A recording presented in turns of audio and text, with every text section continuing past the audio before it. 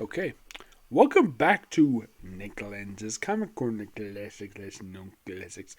This is episode number 2005 and Doubleshot number 1899. Now I got two Marvel trades. The first is basically a fairly recent one. Well, the final issue this came out about, believe it or not, about 8 years ago. And it is basically a finale for two things.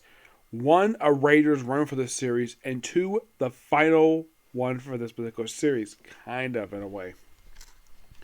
We had the final trade for Uncanny X-Force, though this is also for basically Sam Humphries' run for the book.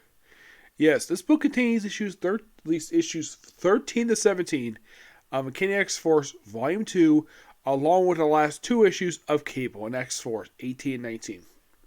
Now, 13 and 16 is the Great Corruption storyline, which is basically kind of wrapping up the main storyline of this run, mostly anyways, where they would rise with Great Corruption. They also have a version of Demon Bear. Demon Bear was a character from Pages and Mutants, though from what I've read, this is not the actual Demon Bear, this is an alternate version of him. And basically kind of in the way they wrap up the main story of the series. But, and this is a big but apparently Marvel here's the thing. You read the issue 16, like, okay, like 16, like, actually it was like 15. You're like, okay, interesting. We kind of wrap up the main story for the series. Yeah, pretty much the main thing for the series is all wrapped up at 15. But wait, there are two more issues left. Why is that? And why are the Cable and X-Force issues in here? Well, there's a reason for that. There's this crossover known as Vendetta, where it starts out where apparently Hope Summers seeing on TV that the man who basically tormented her as a child, Bishop, is alive and well present day. Yeah, here's also something kind of weird about Bishop. Now, when he appeared in the Cable Volume 2 book by Dwayne Straczynski, he was bald. Excuse me. And then, of course, he went back to the old dreadlock look, which is something that Scott Lobdell created for him. Well, actually, the artist worked with him back in the 90s. Yes. And here he basically, they kind of torment her. He basically kind of fights him for a bit. And then, for some strange reason, Strife shows up. Yes, Strife. I'm like, Strife? Really? Everyone thought, wait, aren't you supposed to be dead? Kind of in the way he's supposed to be. Yeah, because last time he showed up was, if you don't count some one-shot appearances in our books, you could say his last special appearance was the Messiah War, which came out, let's see, how long ago was it prior to this book? I think it was just 4 years. Yeah, it was just 4 years later that basically brought the character back. It was complete. Now, you read this story like, wait, Strife? As in Cable's clone, a rival life creation? He shows up here, and he basically kidnaps both Bishop and Hope Summers so that Hope can basically kill this man. And she ends up not doing it. Of course, the two X-Force teams work together to find Hope and Bishop, and they pretty much do. And of course, the Strike Team X-Force for this book disbands with the final issue. But Betsy Braddock, not wanting to go back to the X-Men, basically joins Cable's X-Force team. Though it's also have a reduced roster for some reason, yes. Storm goes very much back with the X-Men. Is also joking here about good luck with Logan. I don't know if that was basically Humphries put in there knowing what happens with him just not even 6 months later. Yeah, not until like September when Wolverine gets killed off in his own Death Wolverine miniseries. Yep. Now, what happens to these characters afterwards? Well, Colossus, I believe, goes back to the X-Men, where this book wraps up. Yes, for some reason, the group kind of in the way disbands. Well, but in the case of basically what happens to Spyro, who was actually part of the team, she basically, well, how should I put this? Basically, like, right after this series concluded, you're probably thinking, where does she pop up next? Well, she didn't pop up again until X-Men Gold 15. 3 years later, as part of the Mojo World storyline. Yeah, and then she popped up Mr. and Mrs. X for basically the latter half of that series. She says popped up for also a couple issues of X Factor by Lee Williams and 2 issues of X-Men Legends. And that's basically been it for Strife. Not Strife, Spiral. Puck, on the other hand, well,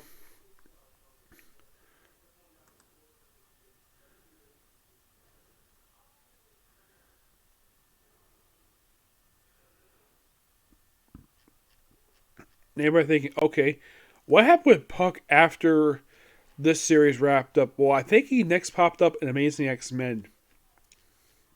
Yes. Yeah, I believe like right after the conclusion of this book. That's well, actually no. He did pop up in Amazing X-Men. He also did pop up for Rachel Sin number 0 and Deadpool volume number 27. Yeah, he popped up for Amazing X-Men for a few issues.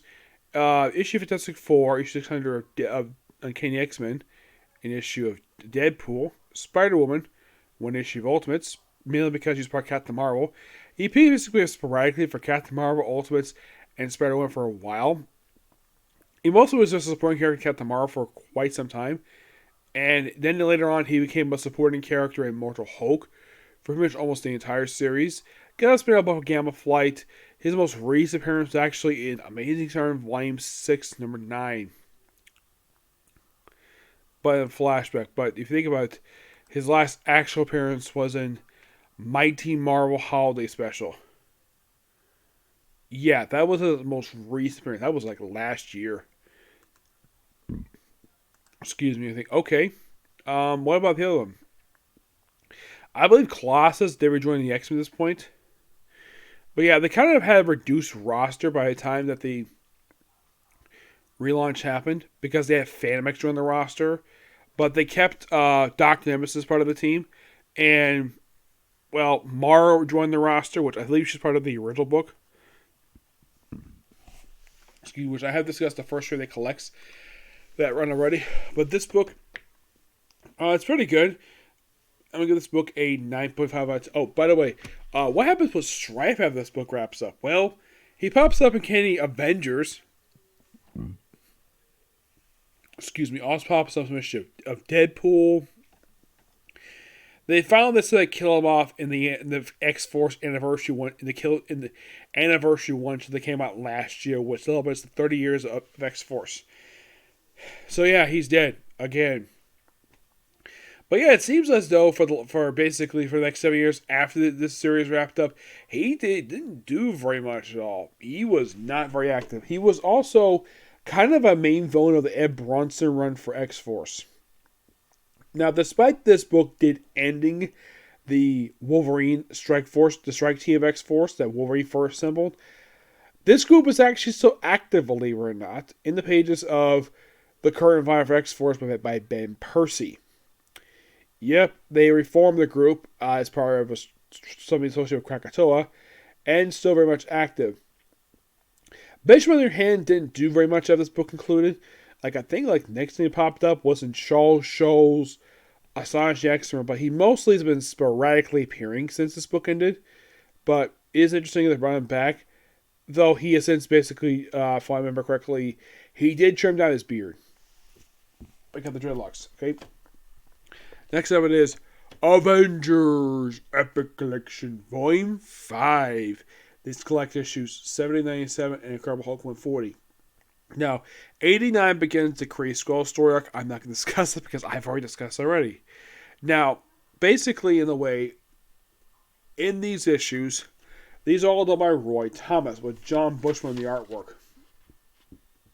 Excuse me, also he did with Sal Buscema, Neil Adams, Frank Gazia, Herb Timmerman, and Sam Granger.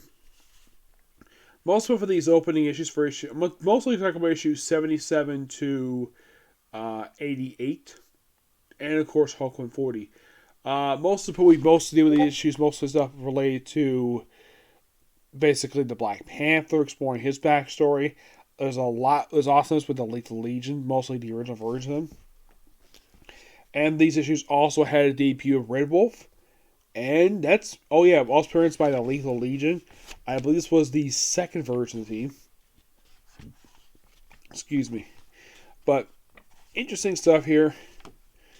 But I just loved the classic stuff Avengers. Oh, and also they had this issue where I think this was issue number.